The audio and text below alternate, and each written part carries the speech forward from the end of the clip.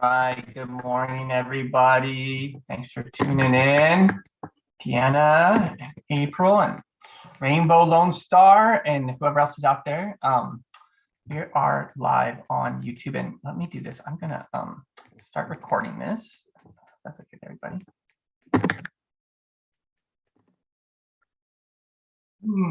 Thanks. I appreciate everybody checking in, and yeah, I'm as always interested in questions and comments.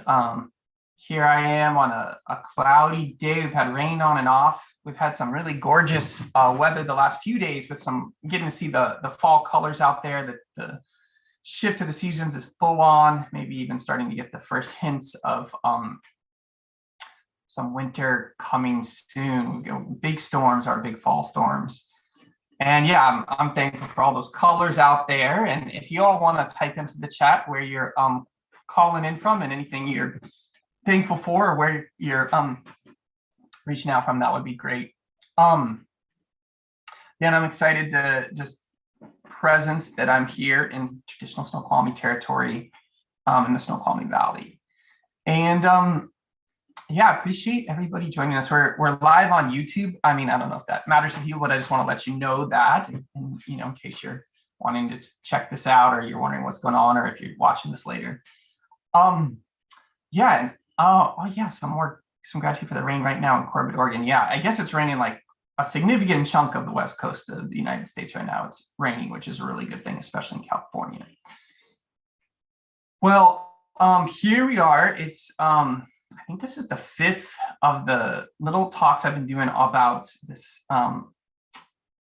the end of the world as we know it. And I've been a little bit tongue-in-cheek about it, you know, and I don't mean to make fun of anybody about anything I'm doing. It's just, yeah, it's just kind of I don't want to be overly serious, overly fear-based about this approach, though I think it is a serious topic.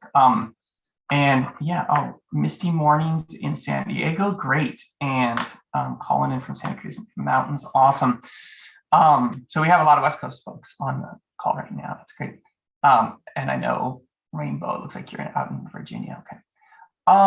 But yeah, I wanted to talk about this because it comes up a lot in the work I do about, you know, when you teach survival skills, you teach nature awareness, you teach people how to make fires, you teach them how to use matches.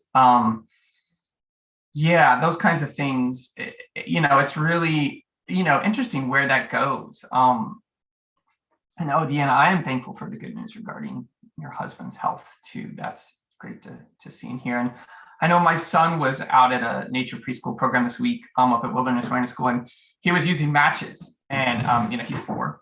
And you know, of course, you have to be safe with that. And you know, his instructors, I don't think were maybe a little surprised, maybe not too surprised to learn that he's already learned how to use matches at home, or we've practiced that at home. And so when we learn these skills, you know, to help us be more resilient, more prepared, inevitably our minds and our awareness goes to scenarios we might be involved in. And some of those might be scenarios that involve getting lost in the wilderness or something, or what I think I'm gonna be talking about this in a couple weeks. You know, some more of the scenarios where we're at our home even, and you know, the power goes out for an extended period of time. These sort of emergency preparedness kinds of situations. And then in the background of all of that are these much bigger, larger ideas and concepts of like, well, what happens if, as a society, as a world, we face big challenges? If we face global or national levels of emergency, and how prepared are we for this? And I think the reality is that most of us are not very prepared. And I don't mean that in like, oh my gosh, like the world's going to end and Chicken Little, sky's falling. But there is this sense of like, wow, like there's what I've said, maybe some of you've heard me talk about this idea of like, there's this baseline level of knowledge that as human beings, as a mature adult human beings in the world, we should kind of have about how to live that we don't actually have. And I actually spent, you know, like about 20 years teaching that directly to people in programs that specialized in that. And, you know, some of that is really basic survival skills, like the kinds of things you would need to go backpacking not, and of course, when you go backpacking, you take all your backpacking gear, but what if like the weather changes unexpectedly? Or what if you lose your gear? Or what if you get lost? How can you stay out there for a longer period of time?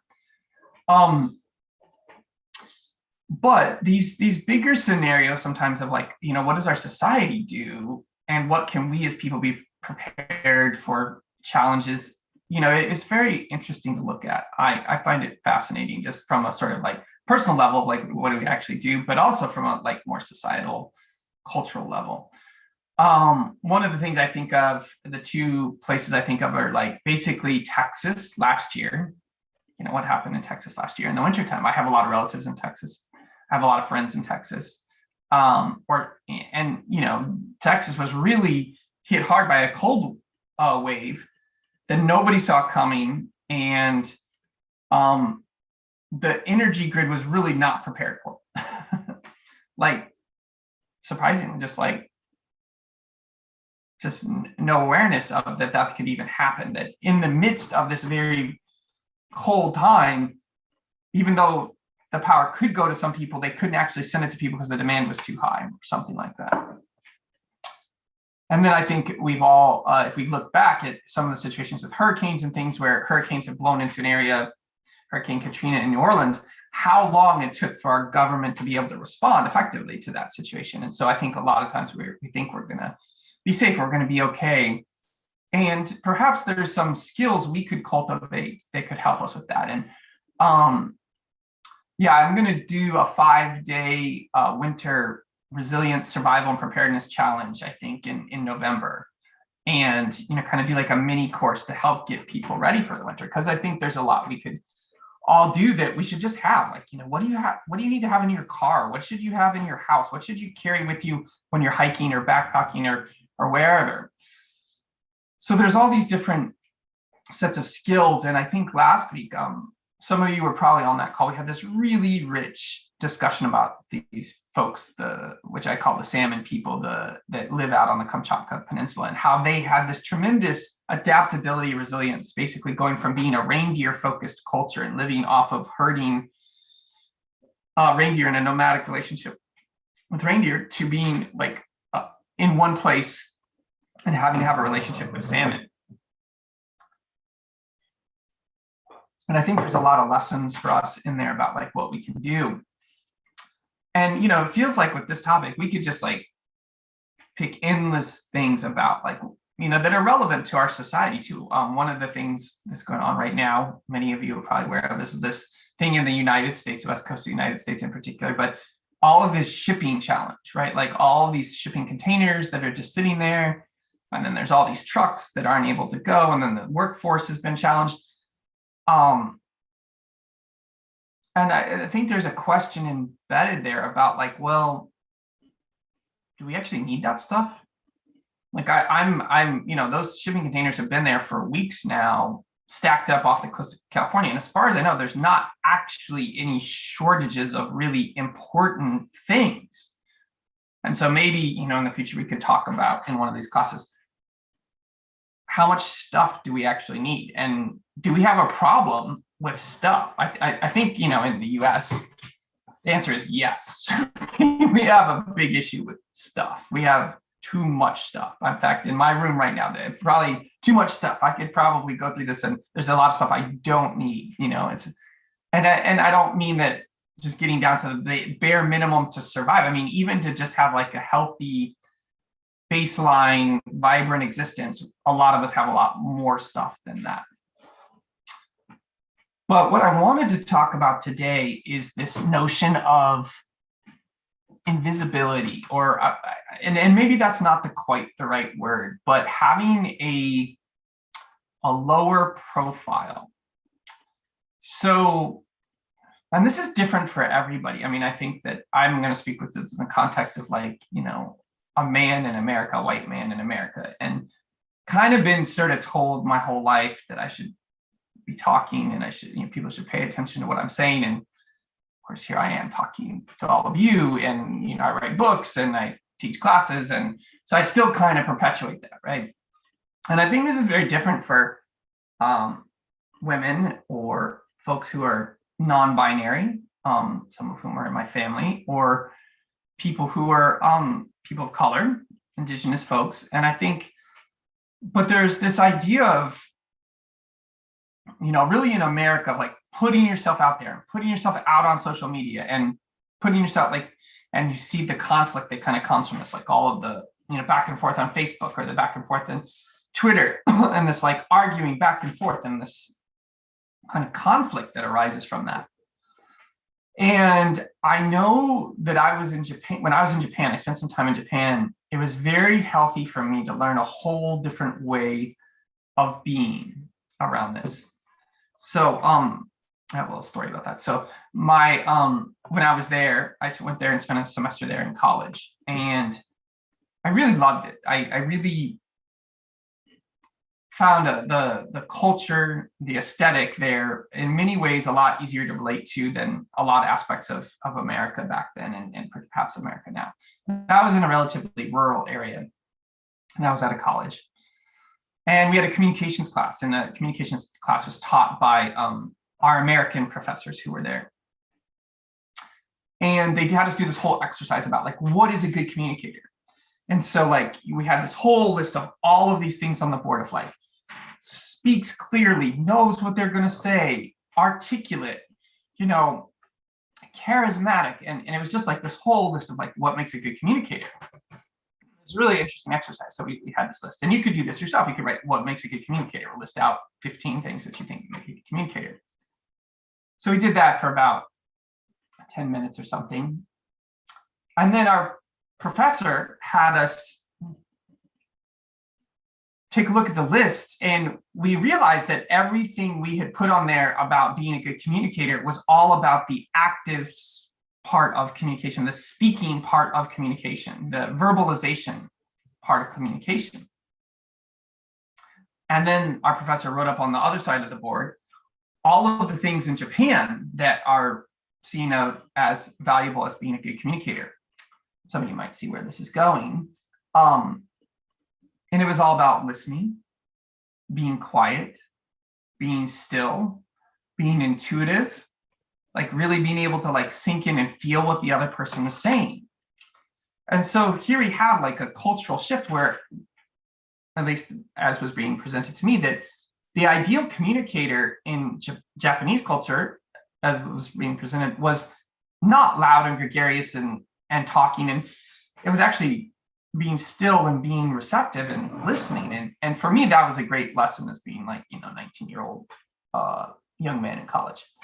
I probably still need to work on that a little bit, but I think some of you probably can relate to that of like, oh, there are different ways of communicating.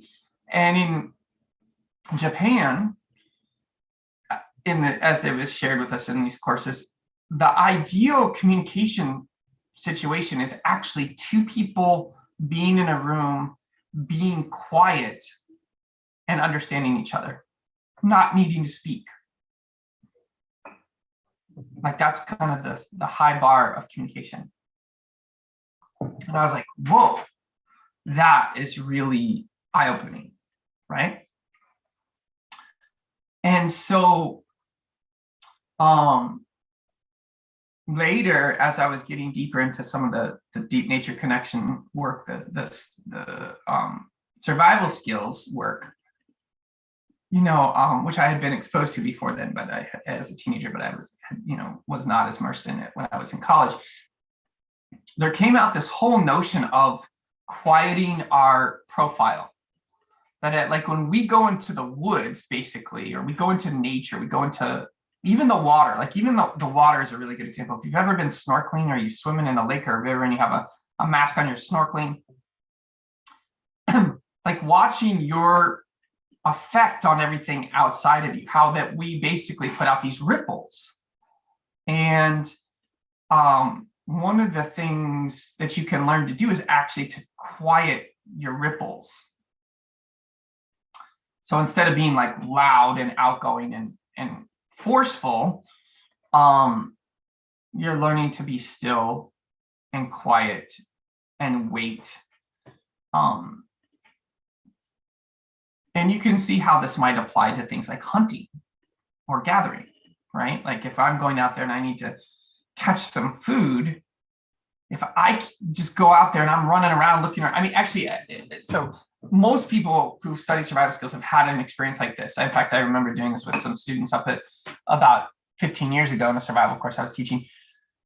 If you give people like something to go hunt with, and like let's say you give them like a frog spear. We had made fishing spears or frog spears in this class, and I was like, all right, everybody, there's a bunch of bullfrogs down there, and it's legal to hunt bullfrogs. They're invasive here, so it's like, okay, go hunt bullfrogs. And so like they all like were so excited, and I've done this too. They did, and they took these fish spears and they ran down to the pond, and they were like walking around, running around, looking around for bullfrogs. And what do you think happened to all the bullfrogs? Yeah, what's going on with the bullfrogs? Yeah, they all jumped away. They all disappeared, right? Like they all just popped. Like they heard everybody coming. They felt everybody coming, and so then nobody saw any bullfrogs, even though for the whole week they'd been out there and they'd seen bullfrogs every day. That morning they didn't see any bullfrogs, and everybody took home. They're like, "Oh my gosh, that was a super valuable lesson about like how loud they were and how excited they were."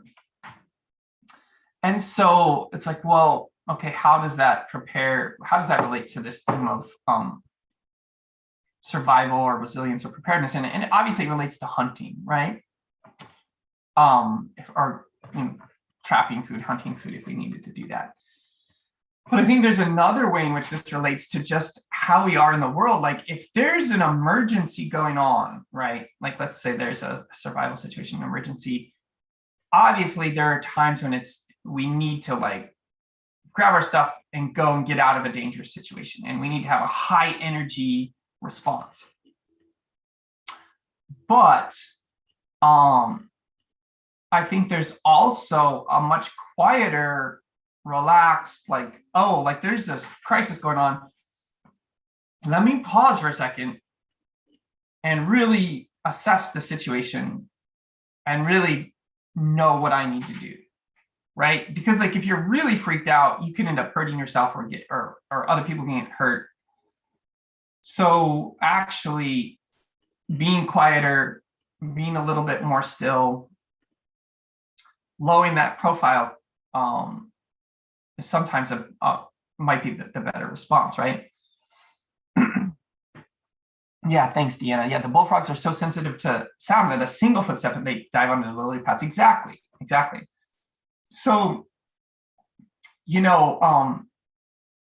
that situation in Texas that happened last year, what if instead of like, being really upset and being really angry about that the power company hadn't provided power for people or that it was way colder than it was expected to be, instead, you and your family and maybe even you were connected to your neighbors, you all had a plan in place and you were able to have somebody had a wood stove or you had a backup generator or you had some food set aside for an emergency like that. And you all just quietly took care of yourselves until the power came back on, right?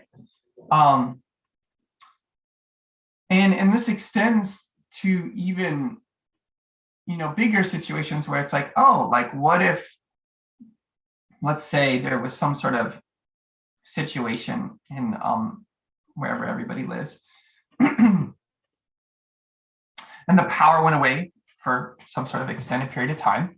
And maybe there's challenging weather conditions going on, right? So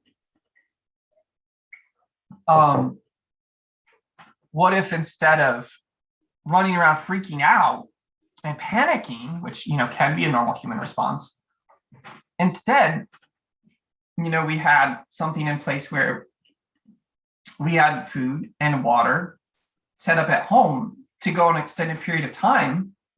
And we just kept a lower profile about that. We didn't need to like run around and grab our guns and start like, taking our guns out to our secret hidden bunker and being really aggressive at anybody who came anywhere near us. Instead, it was like, oh, we're just going to keep a low profile. We're going to keep this kind of invisible profile.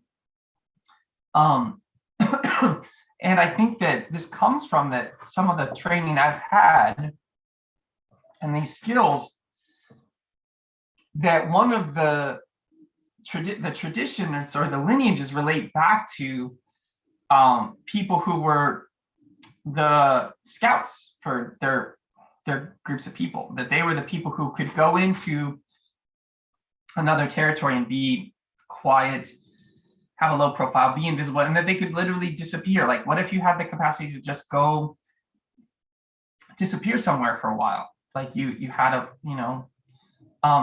the capacity to live off the land for some extended period of time. And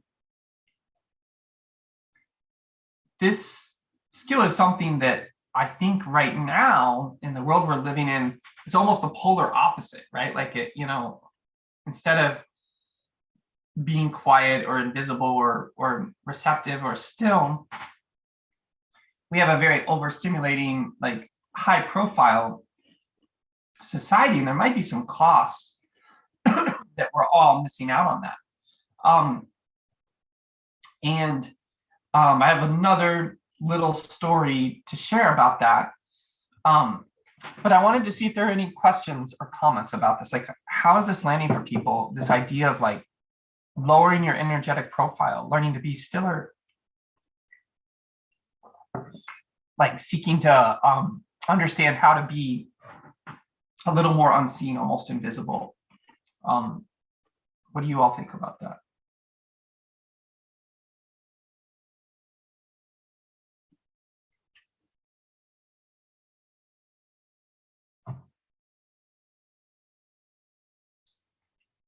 Is that something any of you have had any experiences with too? Have you had that situation where you suddenly know, oh, actually, I'm getting the sense that this is kind of a dangerous situation, and rather than being loud or making myself obvious, my calling, or what I feel is appropriate, is actually to be quieter, to move silently or in a low energetic profile away from that danger.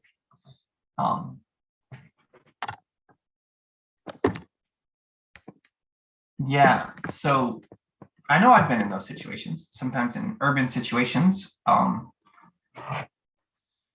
Panic is not necessarily very helpful. Thanks, April. Yeah, exactly. The stillness helps, even just because panic is not helpful. Exactly. And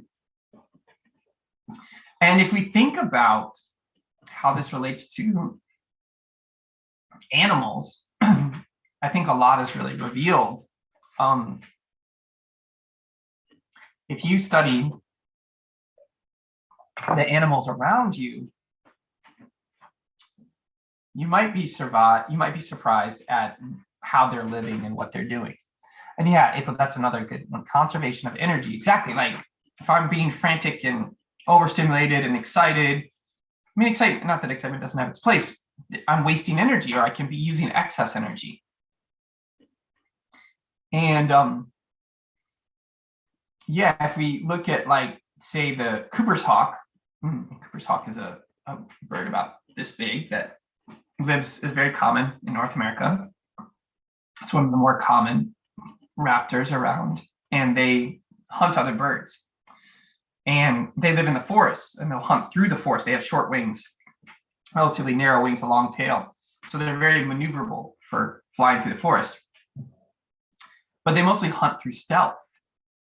And you actually can usually tell Cooper's hawk is around because all the birds get quiet, right? They'll make some noise when it's coming, but once it lands, all the birds like get down and they quiet down. And those birds are all basically being still and quiet and practicing their invisibility. But the Cooper's hawk basically succeeds by picking off the birds that aren't able to be loud or that aren't able to be quiet, and to lower that profile down. So you can see this playing out all the time in the world of predator and prey, hunting, and the sort of natural stealthiness that animals have. One of the things that a lot of people discover when they start going out tracking and spending time reconnecting to nature or connecting to nature around them, doing some rewilding in their lives, they're stunned by how much wildlife there actually is around that's totally unseen. Raccoons, coyotes, sometimes rabbits, squirrels. Maybe the squirrels and rabbits are more seen. Things like the Cooper's hawks, owls. So where I live in Carnation, I'm in town, right? Like I'm right in town, and there's a little bit of woods over to the east of me, and if you go far enough, there's a lot of woods. Over to the west, there's a little bit of woods to me across the river, but as you go, there's patches of woods, and then it gets more and more urban.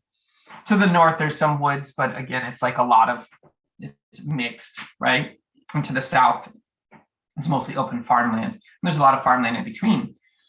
So I've done a lot of tracking of coyotes around here. And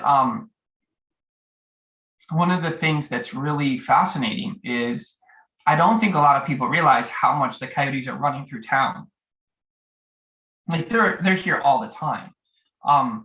There's a little like loop trail that goes through town. Not everybody uses it all the way, but it's about 3 miles, and it has different pieces, including some of the sidewalks and stuff right through the middle of town. There's houses all over the place. There's coyote scouts all along that trail, and their composition changes all the time. There's sometimes they have apples in them, sometimes they have plums, they have blackberries. It's kind of like goes through the seasons. I know a lot of people were like, "What? I didn't know coyotes eat fruit," but they do. They eat a ton of fruit, especially the ones that live in town. These kind of suburban coyotes. Occasionally they have a rabbit, and I heard about 6 weeks ago when they got a deer over there. And that showed up in their scat too, like the longer fur, the longer hair from the deer. But these coyotes are basically living right underneath our awareness in this town. They're rarely seen. There is one spot that's very interesting where I've seen them, and some of my friends have seen them just on the south as you're going out of town, right where you're crossing onto the bridge south of town. They'll cross the road right there, sometimes in the middle of the day. It's like it's one little spot in their secret little circuit that they have to actually expose themselves. So that's where we usually see them. But these coyotes are living right underneath everybody's awareness by traveling when people aren't around, paying attention probably to when people are around or not around, and then living off of not so much the animals that are around, the squirrels or rabbits or deer, though a little bit, but living off of the fruit that's falling off of our trees in our backyards. So it's pretty fascinating to me that that's what's going on here with these coyotes. I think they're a great role model for what we're talking about being able to lower your profile and practice this invisibility. So like practically, how do you do that, right? Like, so we're talking about this, like, so what are some actual skills, some actual exercises you can take into the field to do this? So one of the things I recommend people do is you have a sit spot. You go to a place where you sit in nature all the time. You can daily if you can, every few days, at least once a week, right? So just going to sit spot and sitting still is one of the best exercises for this, right? You sit still, and gradually what happens is all the animals come back, and whatever energetic ripples you put out there quiet down. But the another way to work with this is when you're going to your sit spot, and especially when you're getting up from your sit spot, walking slowly, paying attention to what's going on around you, but also like literally trying to keep some of your awareness inside your body, and especially down in the abdomen, and like the hara or the dantian area below the navel. Like if you can like bring some of your energy in, what you'll notice is suddenly, instead of like all your energy being out and the birds flying away and everything running away, it actually, like that quiet and stillness, it's almost like it kind of shrinks that bubble down, and then the birds and the other animals will be more likely to come out. So you can practice shrinking that bubble outside of yourself a little bit more inside, and see what happens. See if you're able to see more animals or connect with more animals. And I think that's a really great practice for all of us to cultivate, both given our current situation in the world and as a nature connection practice, but also as a skill to get good at. It's like, how do we have that lower energetic profile? So all right, I hope that was interesting for folks. I'd love to see if there's any questions or comments about this, or about in general about this whole topic of yeah, what do we do? How do we become more resilient, more prepared? And this is just one of many things. Adaptation, awareness, knowledge, flexibility. But this is one I think we sometimes overlook. But any questions about that? Or questions about resilience and preparedness and survival skills in general?